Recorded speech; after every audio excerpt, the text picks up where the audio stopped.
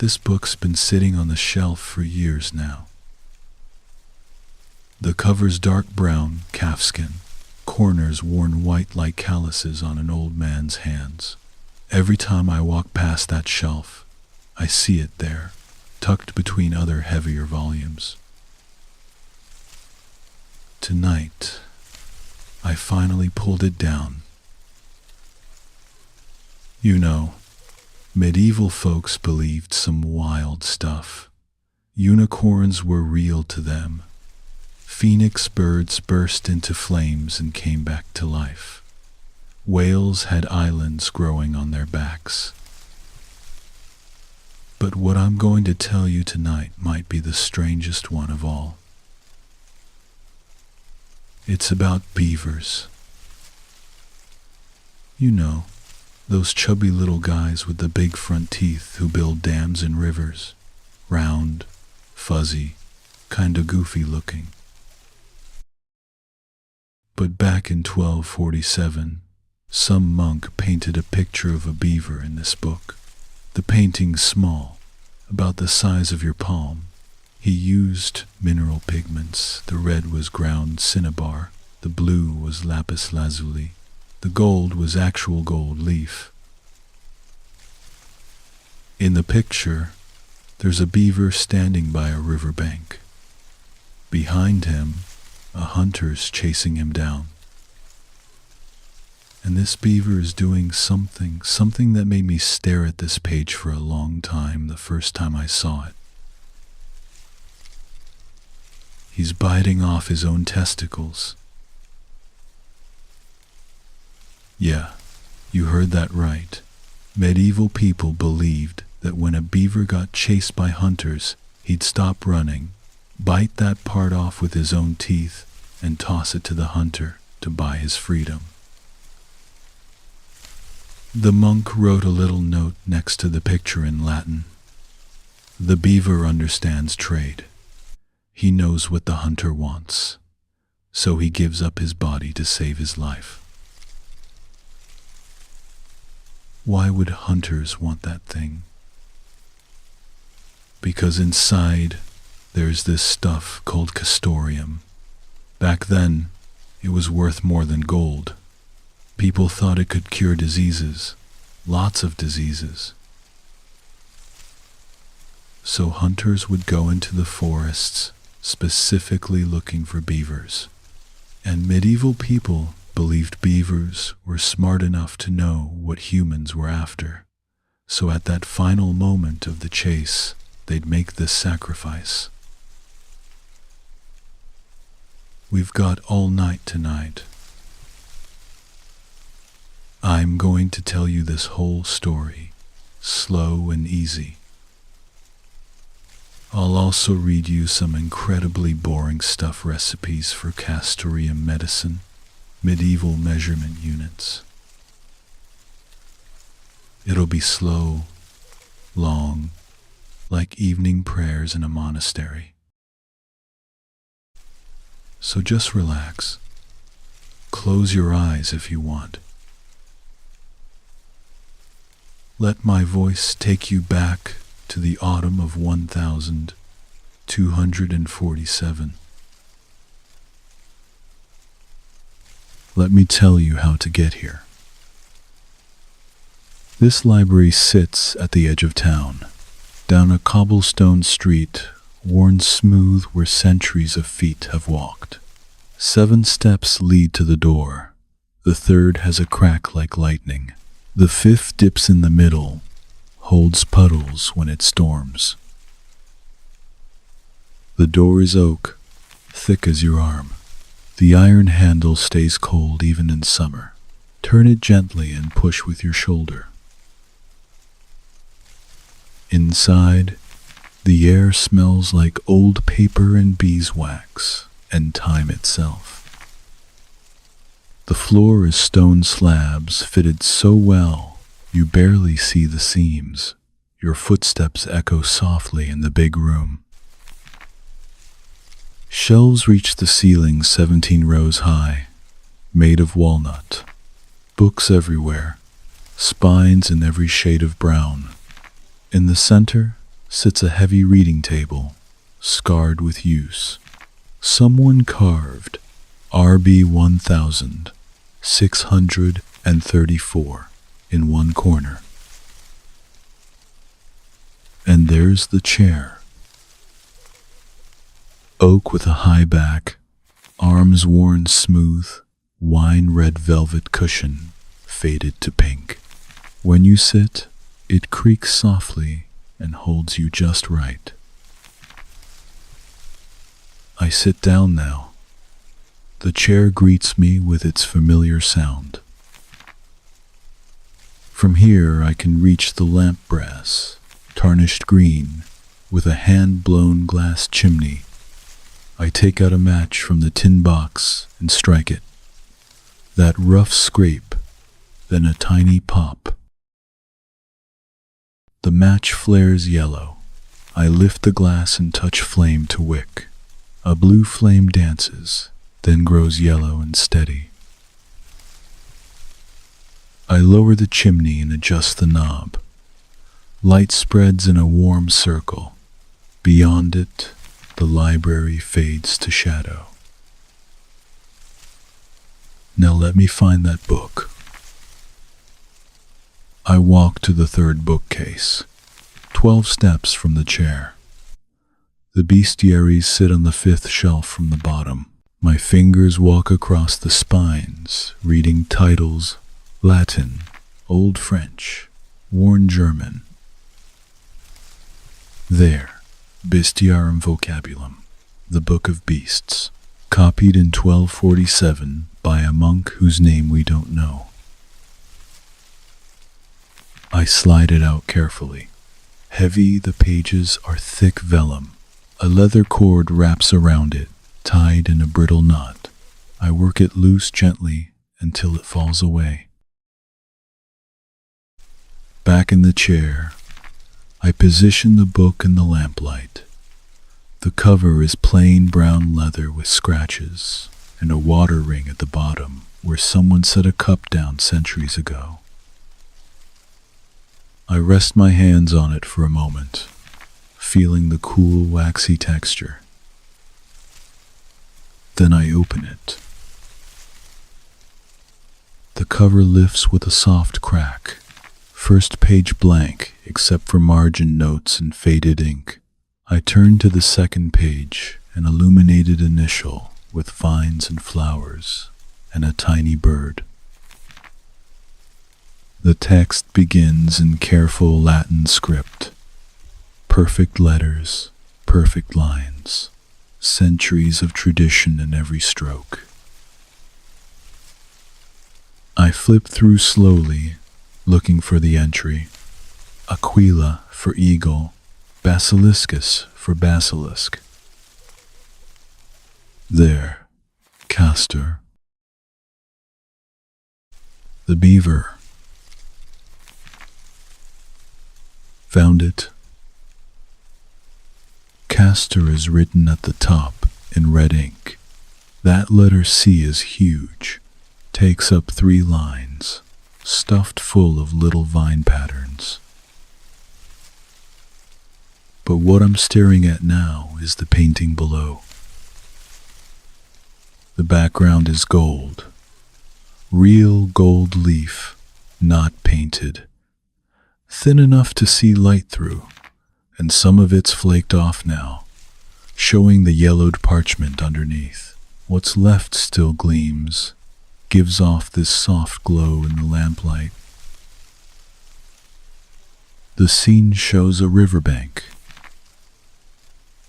The grass is green, that bluish green, with each blade drawn in these tiny dense strokes. The river is deep blue, with wavy lines showing the water, circles inside circles. The beaver stands on the shore. Brown body, black fine lines for fur. That tail is wide and flat, with scale-like patterns on it. The monk must have seen a real beaver tail, because he got it pretty accurate.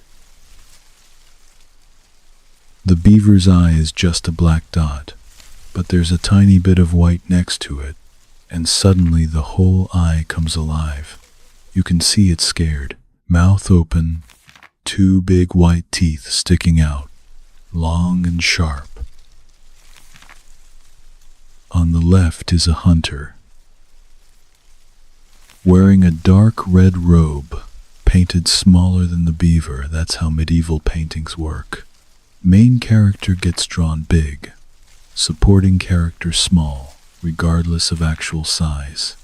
The hunter's reaching out, body leaning forward, fingers pointing at the beaver, each one drawn separately.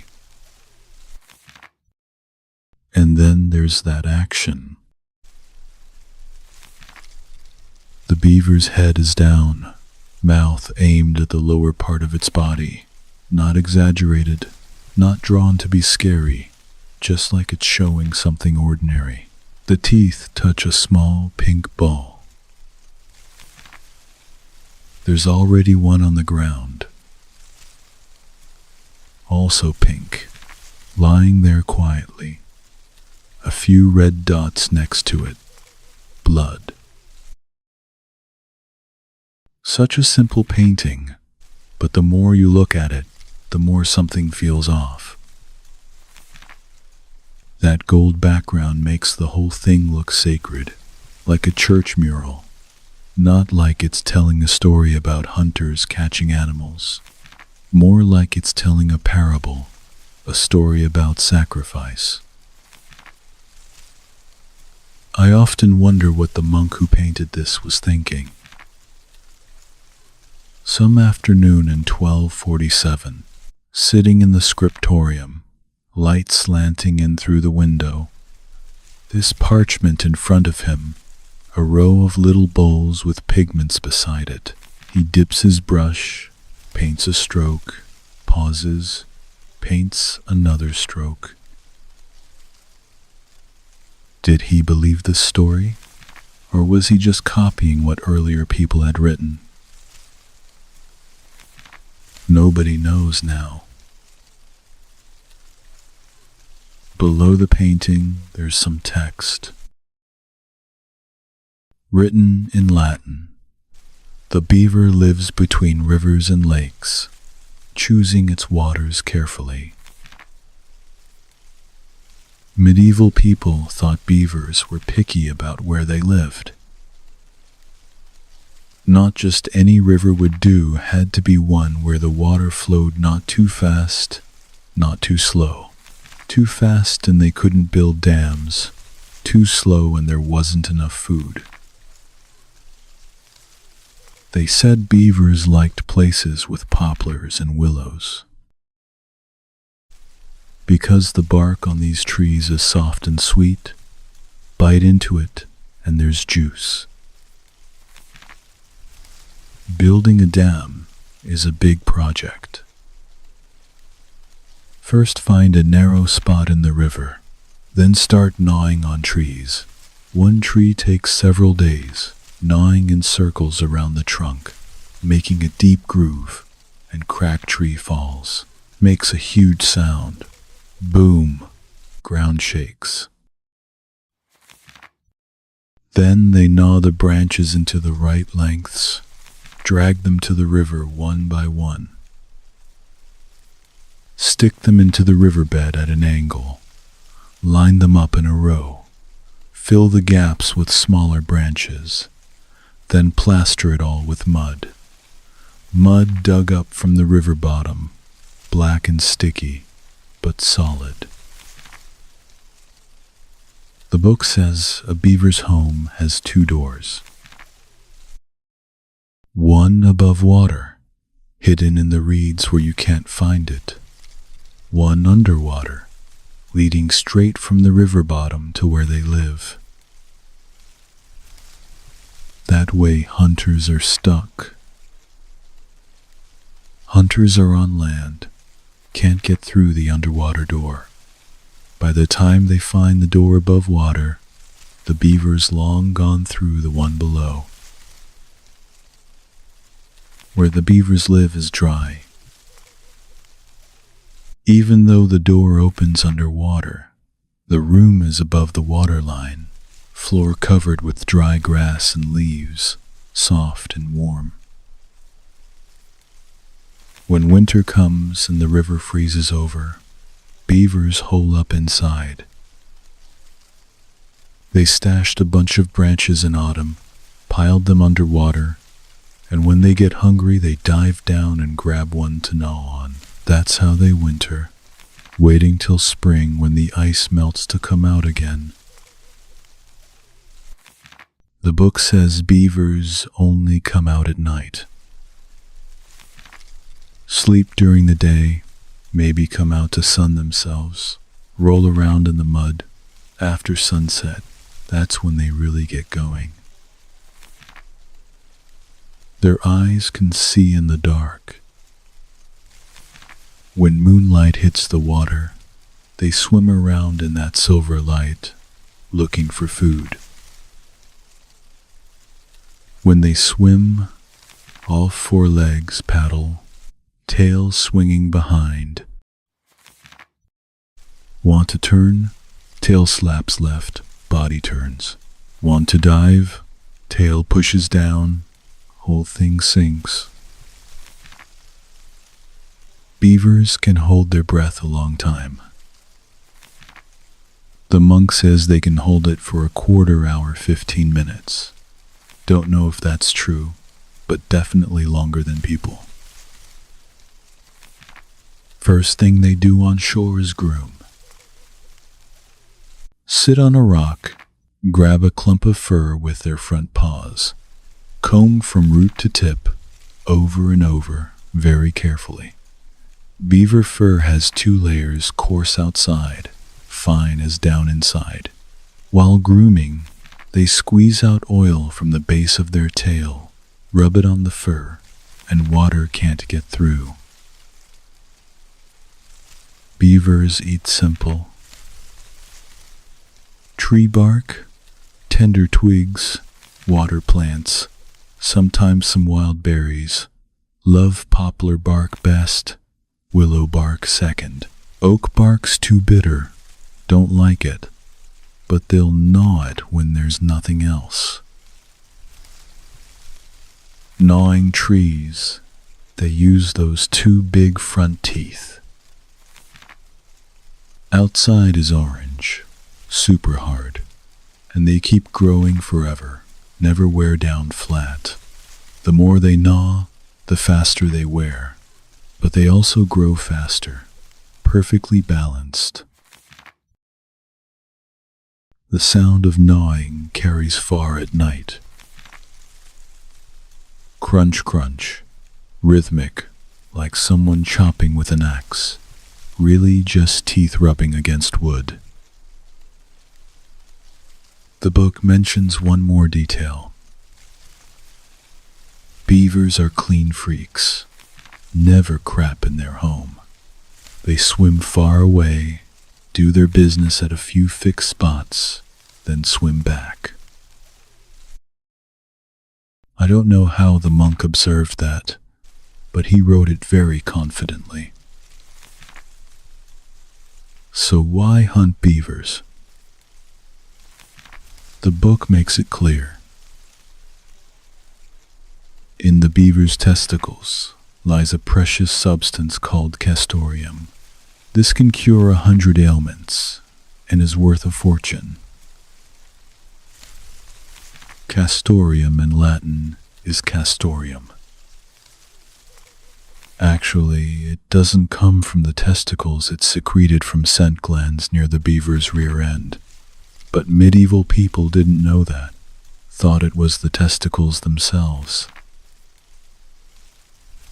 The stuff has a peculiar smell.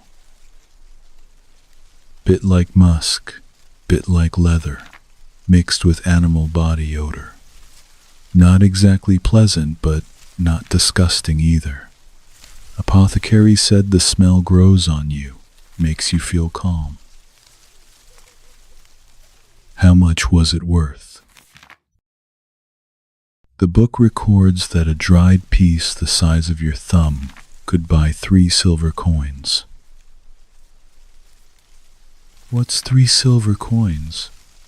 An ordinary person working a month earned 5 silver coins, so a small chunk of castoreum was worth more than half a month's wages. That's why hunters took the risk.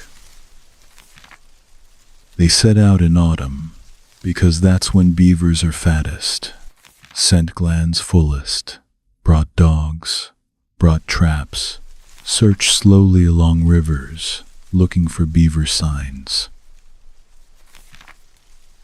Signs weren't hard to find. Gnawed tree stumps, marks from dragging branches, footprints by the river, half-built dams. Following these, you'd always find the beaver's home. Once you found it, some set traps by the river, catching beavers when they came ashore. Some just destroyed the dam, waited for water level to drop, and stormed the beaver's home. Others used dogs, had them dive underwater to chase the beaver out. Whatever the method, the result was the same. Hunter got the castoreum, beaver lost its life. But the book tells it differently. The book says the beaver knows what the hunter wants. When the beaver senses a hunter pursuing it, it stops, bites off its own testicles, and throws them to the pursuer. The hunter gets what he seeks, and the beaver escapes with its life. The monk wrote this very confidently, like he'd seen it himself. He also said, if a beaver has been hunted before and already lost its testicles, the next time it meets a hunter, it'll stand up, display its body, prove to the hunter it's worthless now. Seeing this, the hunter lets it go. Sounds absurd, right? How could a beaver possibly know what humans want? How could it understand trade? But medieval people believed it. Because to them, this wasn't just about an animal. This was a parable about wisdom and sacrifice. The monk wrote a note in the margin. I move the lamp closer, make out those tiny letters. The beaver teaches us, when the devil chases your soul, cast off worldly desires. They are like the beaver's testicles. What the devil truly wants, throw them away, and you are free. See, that's the real point. Medieval monks didn't care about the biological truth of beavers. They cared about moral lessons. They used the beaver to tell believers, you've got stuff on you that's baggage, burden, leverage the devil uses to control you. Money, power, lust, vanity, these are your testicles. Throw them away, and you're saved. The metaphor is direct, even a bit crude, but powerful. Imagine a farmer in church, listening to the priest tell this story about how the beaver bites off its testicles to buy freedom. That image is shocking, unforgettable. Later, back home, facing temptation, maybe he'd remember that beaver.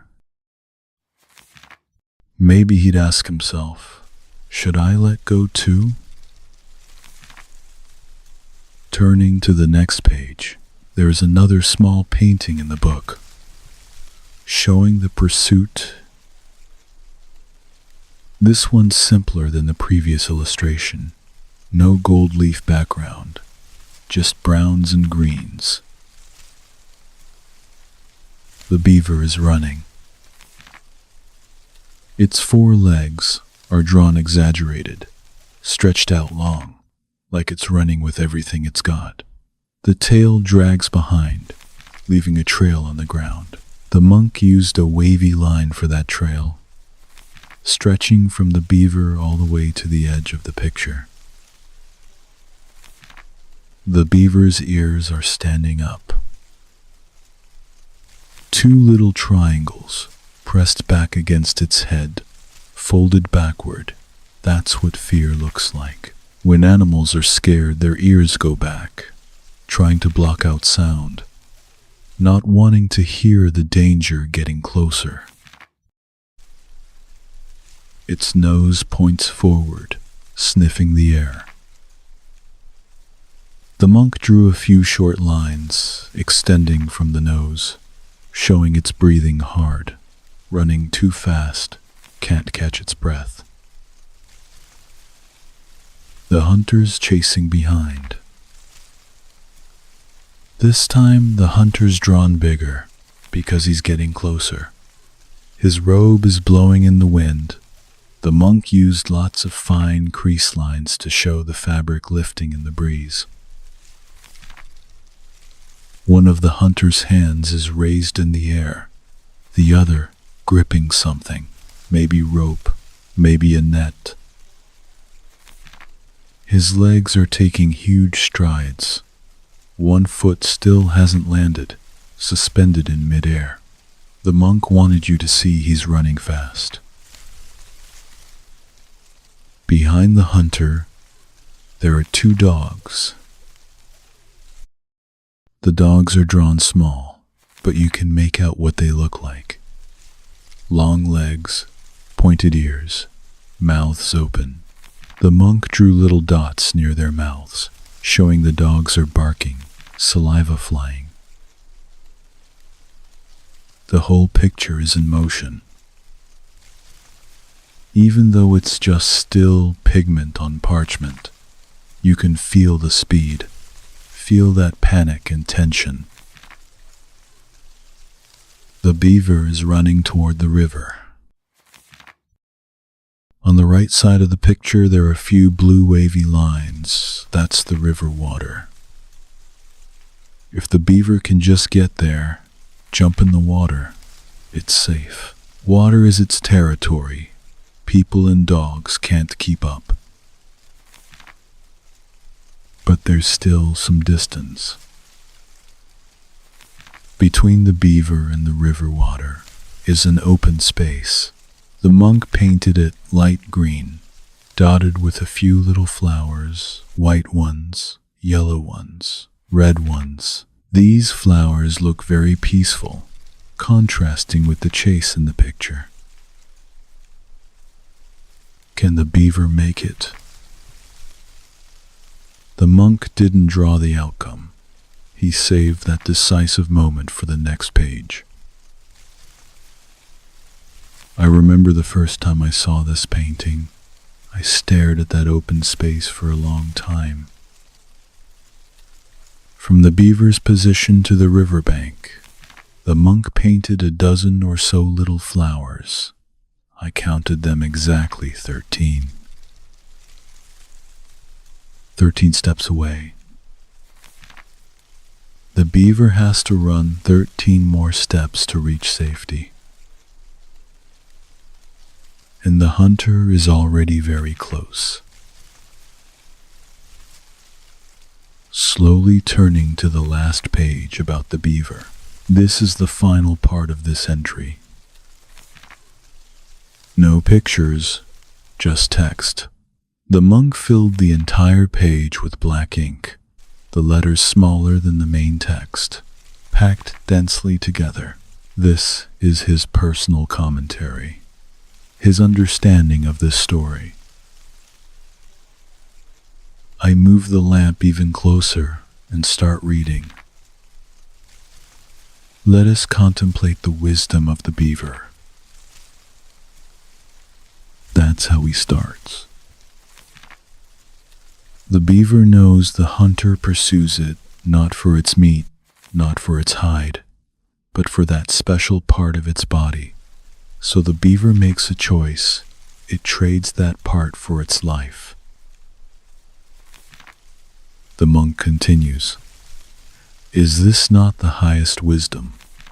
Understanding what to give up, understanding trade-offs, understanding what truly matters." Then he shifts direction. We Christians should learn from the beaver. When the devil pursues our souls, what does it want? It wants those filthy desires on us, those sinful habits, greed, lust, wrath, sloth. These are what the devil truly seeks. If we can be like the beaver, decisively sever these desires, throw them to the devil, then our souls are free. The devil gets what it wants and stops chasing, and we can escape to God's embrace, just as the beaver escapes to the river. I pause, imagining the people who read these words back then. Maybe a young monk, newly entered the monastery, still struggling with his own desires, or maybe a wealthy merchant, made lots of money but uneasy inside, seeking redemption. What would they think reading this? Would they find it reasonable? Would they actually go sever their own desires? The monk continues, "But remember, the beaver's sacrifice must be real. If the beaver only pretends to bite it off, actually hides it, the hunter won't let it go. Similarly, if we only give up desires on the surface while still coveting them inside, the devil won't let us go either. The sacrifice must be complete, painful, real, just as the beaver truly bit off that part, bled, felt the pain. We must also truly let go, endure that pain of loss, to gain true freedom." Finally, the monk wrote a prayer. "Lord, grant us the wisdom and courage of the beaver. Let us understand sacrifice. Let us be able to cut off everything that blocks us from approaching you, even if it brings pain. Amen." The entire text ends there. I close this page, lean back in the chair. This story is simple, right?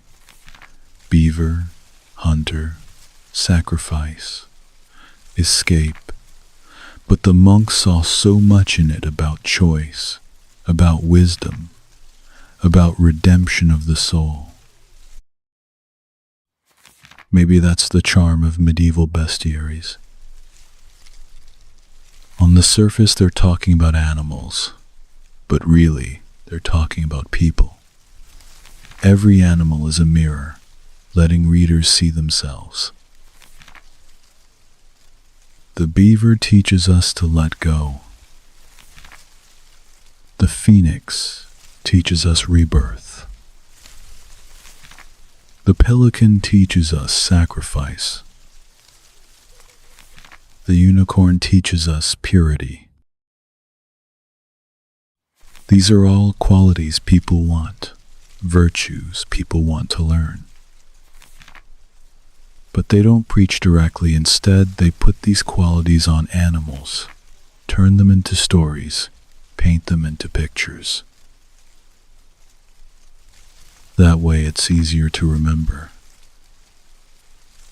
A farmer might not remember the priest's long sermon, but he'll remember that beaver that bit off its own testicles.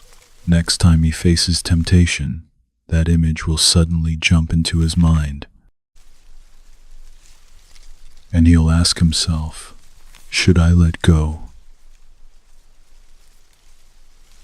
All right, now for the truly boring part. There's an appendix in the back of this book, records how to process medicinal materials. Castoreum takes up 3 whole pages. I'll read it to you. The method of preparing castoreum.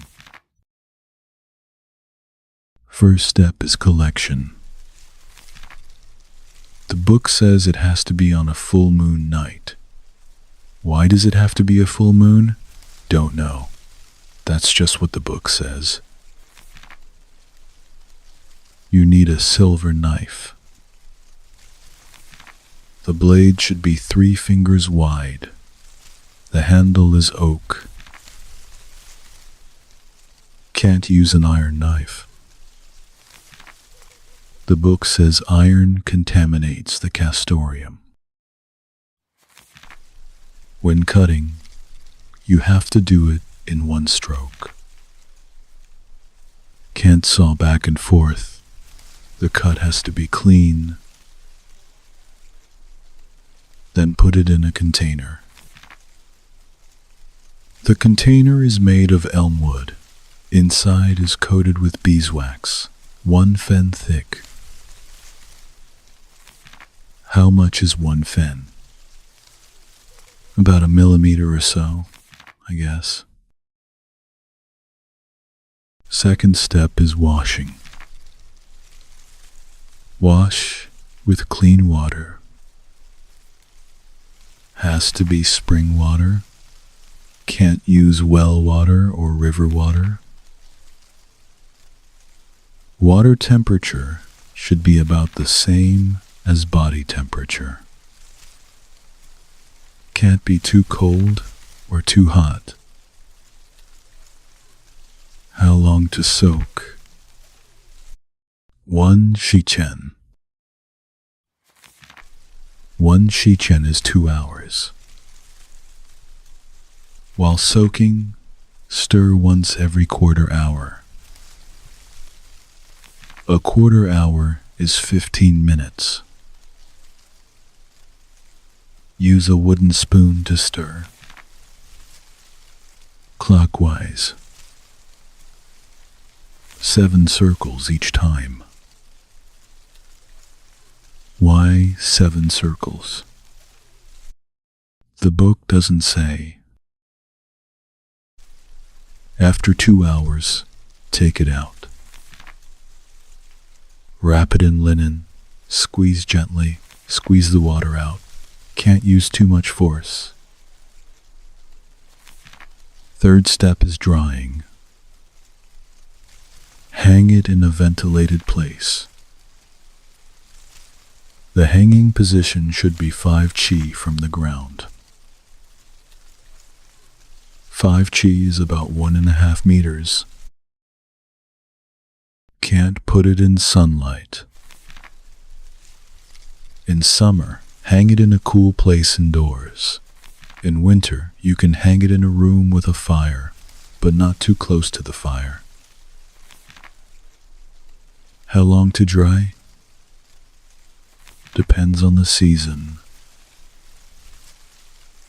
Spring takes 14 days. Summer takes 10 days. Autumn takes 12 days. Winter takes 18 days. 14 days.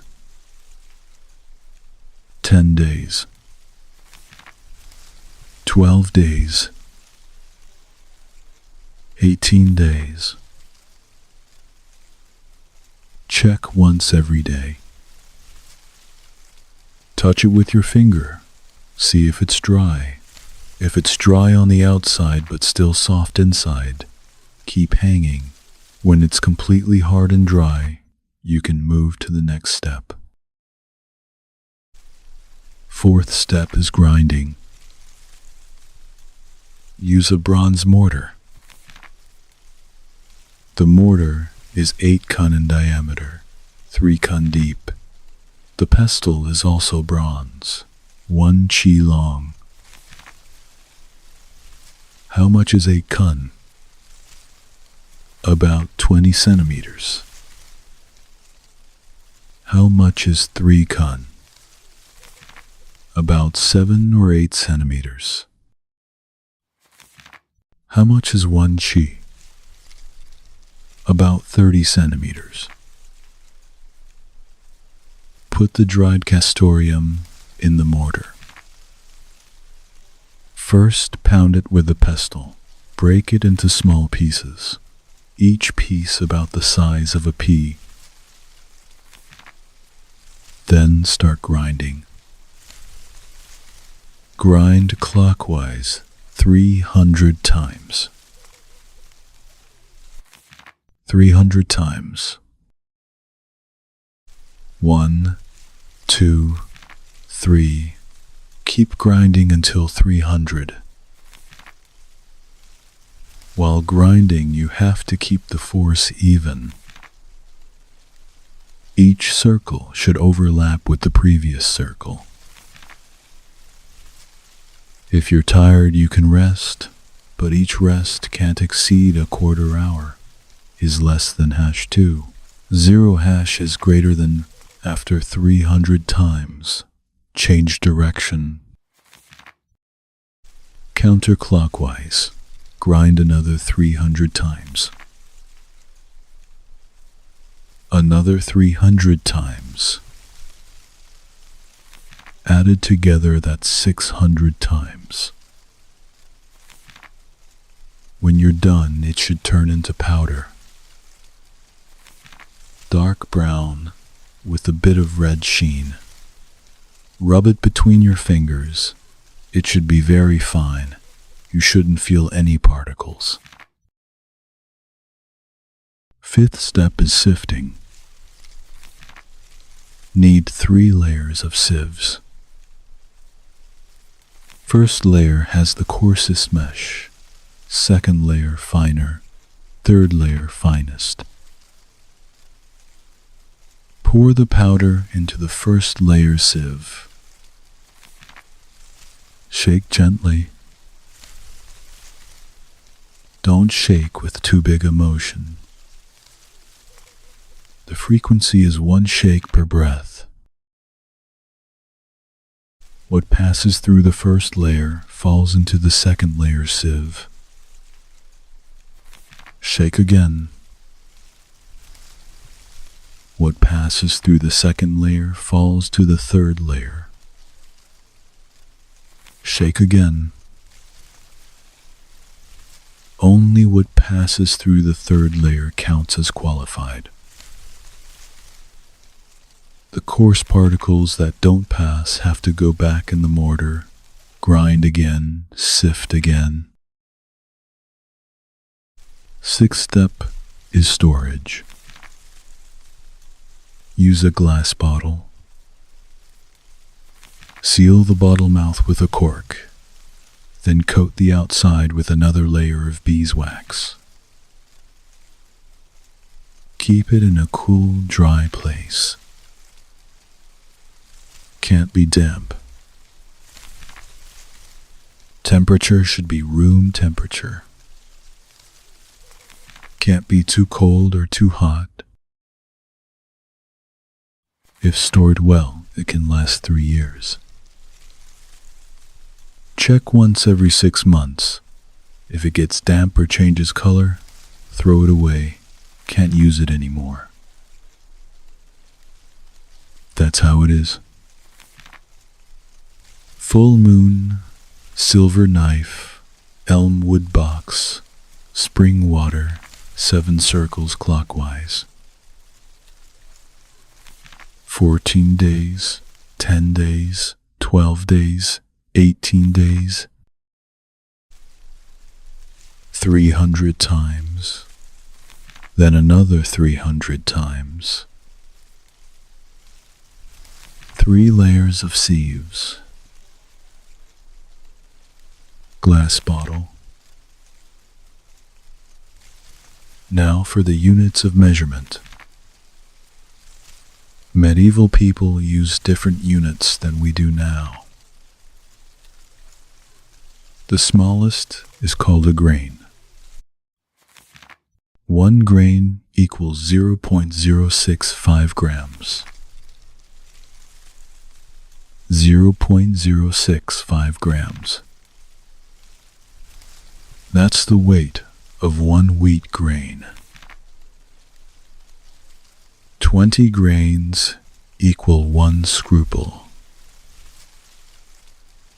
1 scruple equals 1.3 grams. 1.3 grams. 3 scruples equal 1 drachm. 1 drachm equals 3.9 grams. 3.9 grams. 8 drachms equal 1 ounce. 1 ounce equals 31.1 grams. 31.1 grams. 12 ounces equal 1 pound. 1 pound equals 373.2 grams. 373.2 grams. Let me say that again. 1 grain is 0.065 grams. 20 grains is 1.3 grams, which is 1 scruple.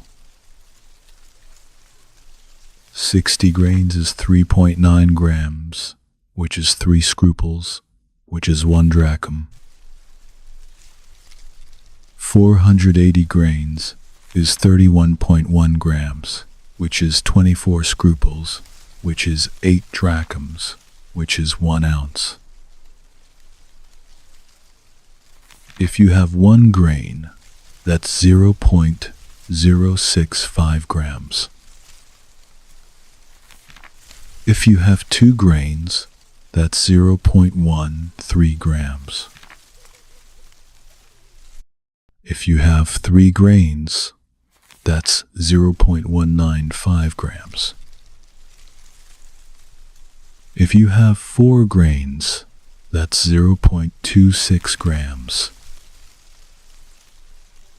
If you have 5 grains, that's 0.325 grams. If you have 10 grains, that's 0.65 grams. If you have 15 grains, that's 0.975 grams. If you have 20 grains, that's 1.3 grams, 1 scruple. If you have 40 grains, that's 2.6 grams, 2 scruples. If you have 60 grains, that's 3.9 grams, 3 scruples, 1 drachm. Let me put it another way. 1 scruple equals 20 grains. 2 scruples equal 40 grains. 3 scruples equal 60 grains, which is 1 drachm. 6 scruples equal 120 grains, which is 2 drachms. 9 scruples equal 180 grains, which is 3 drachms. 12 scruples equal 240 grains, which is 4 drachms. 24 scruples equal 480 grains, which is 8 drachms, which is 1 ounce. Grain, scruple, drachm, ounce, pound, 0.065 grams. 1.3 grams. 3.9 grams. 31.1 grams. 373.2 grams. Finally, the medicinal list. Diseases that castoreum can cure. The book lists 87 kinds. I'll read you some of them. First kind, headache. Pain in the forehead, like something pressing on it. Dosage is half a drachm. Half a drachm is 1.95 grams. Dissolve it in warm wine. Drink once a day after dinner. Second kind, migraine. The kind where only one side hurts, sometimes makes you feel like throwing up. Dosage is 1 drachm. 1 drachm is 3.9 grams. Put it in rose water. Drink when it hurts. No limit on how many times. Third kind, tinnitus. Left ear uses 1/4 drachm. 1/4 drachm is 0.975 grams. Right ear uses 1/3 drachm. 1/3 drachm is 1.3 grams. Fourth kind, ear discharge. Dosage is half a scruple. Half a scruple is 0.65 grams. Grind it into very fine powder. Use a goose feather tube to blow it into the ear. Twice a day, once in the morning, once at night. Fifth kind, eye problems. Blurry vision. Swollen eyelids. Red eyes. Watery eyes. Dosage is 1 scruple. 1 scruple is 1.3 grams. Dissolve it in honey water. Soak a clean cloth and apply it to the eyes. Apply for a 1/4 hour. A 1/4 hour is 15 minutes. Sixth kind, toothache. Dosage is 2 grains. 2 grains is 0.13 grams. Mix it with clove powder. Apply directly to where it hurts. Seventh kind, sore throat. Hurts to swallow. Voice is hoarse. Dosage is half a drachm. Half a drachm is 1.95 grams. Put it in warm water.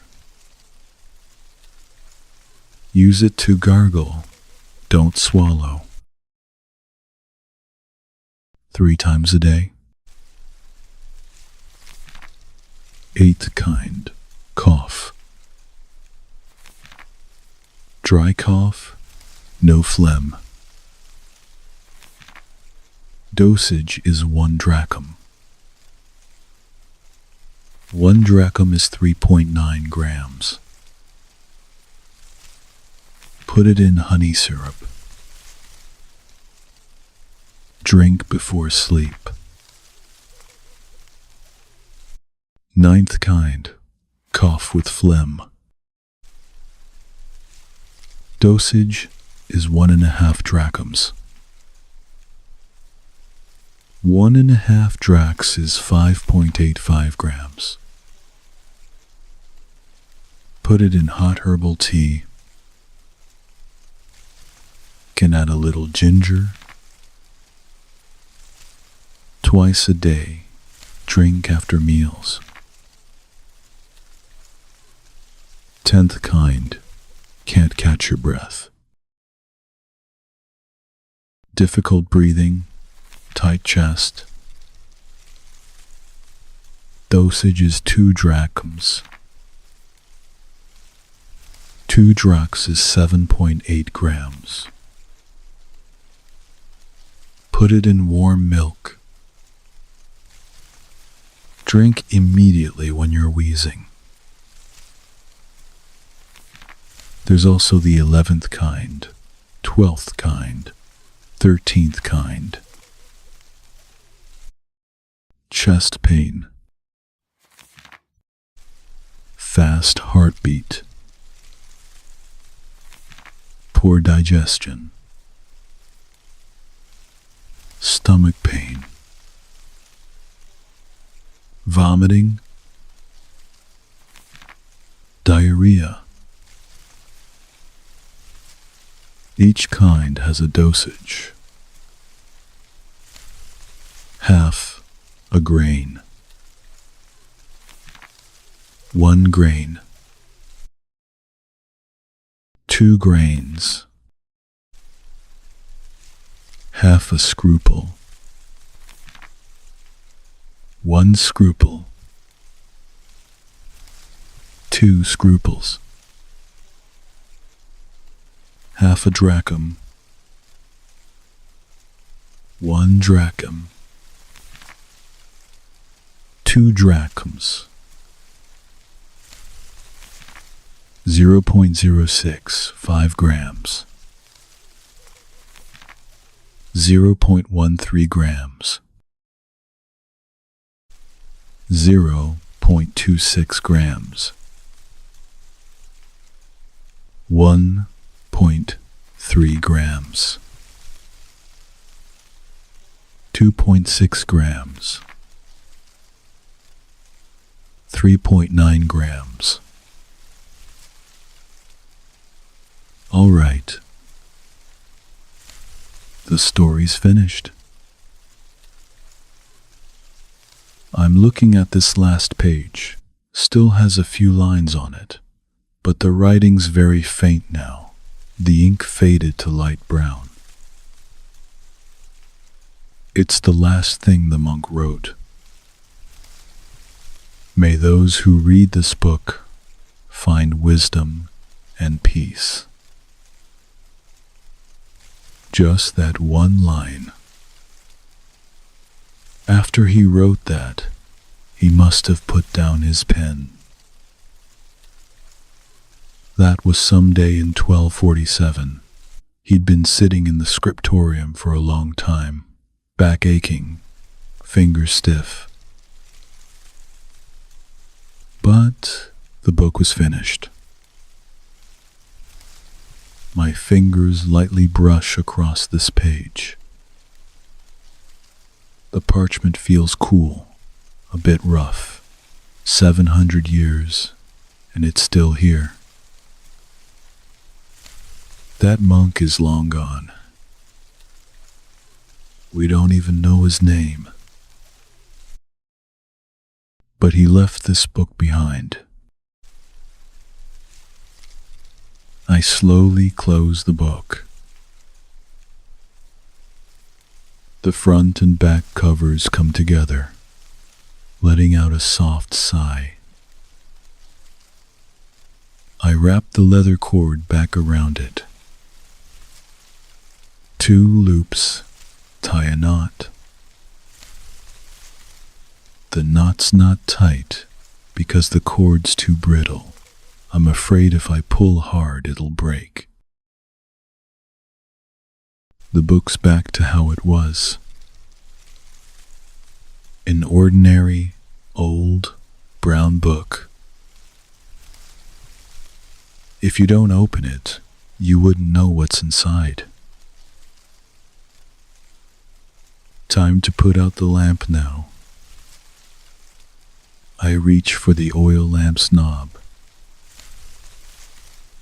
That little brass knob, worn smooth from handling. I slowly turn it left. The wick lowers a bit, the flame gets smaller. Turn again. The flame gets smaller still.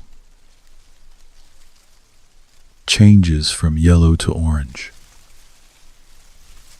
Turn again. Orange turns to red. The flame flickers, like it's struggling. I keep turning. The flame gets very small, only fingernail sized. The color turns blue, a faint bit of blue light. One last turn. The blue becomes a red dot.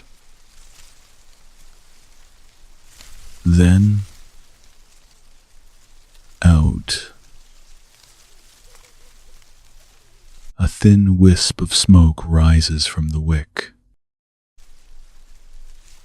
White, translucent, slowly drifting up. It floats to the top of the glass chimney, spreads out, disappears. There's a smell in the air. The smell of burnt wick mixed with a bit of oil. Not unpleasant. I sit still.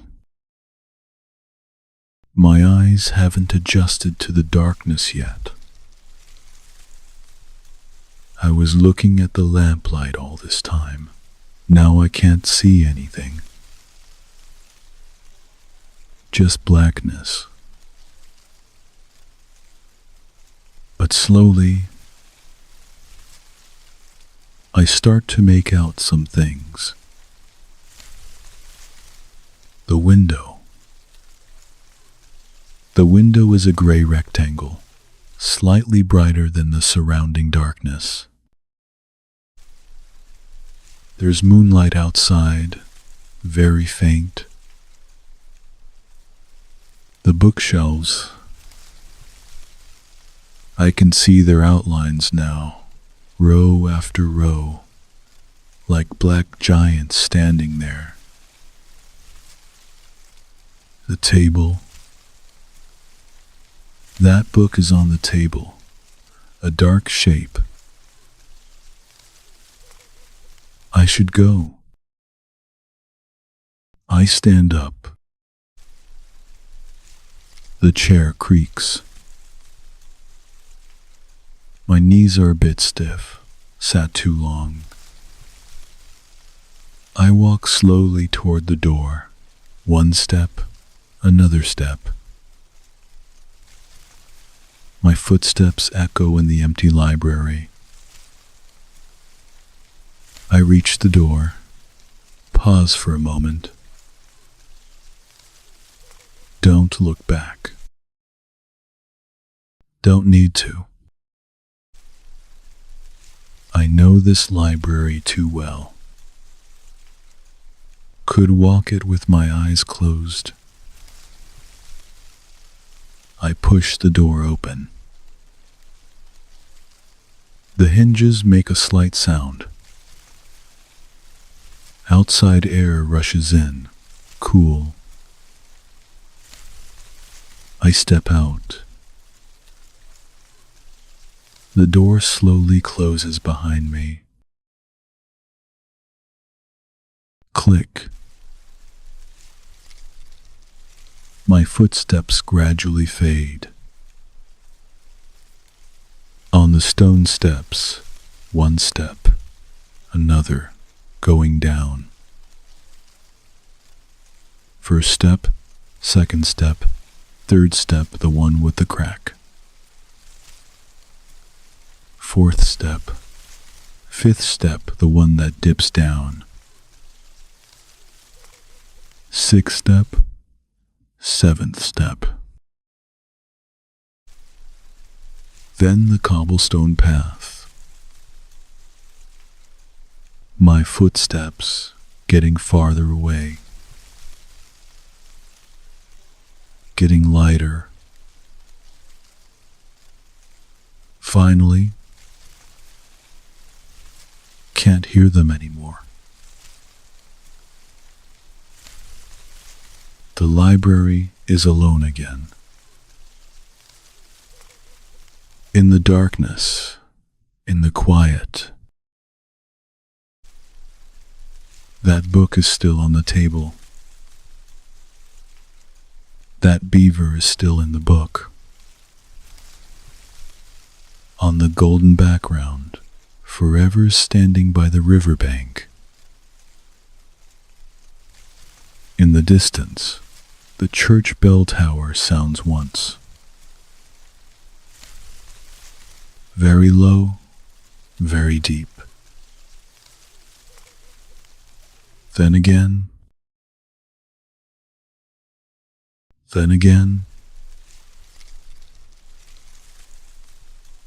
wind blows through the trees outside the window. Leaves rustle.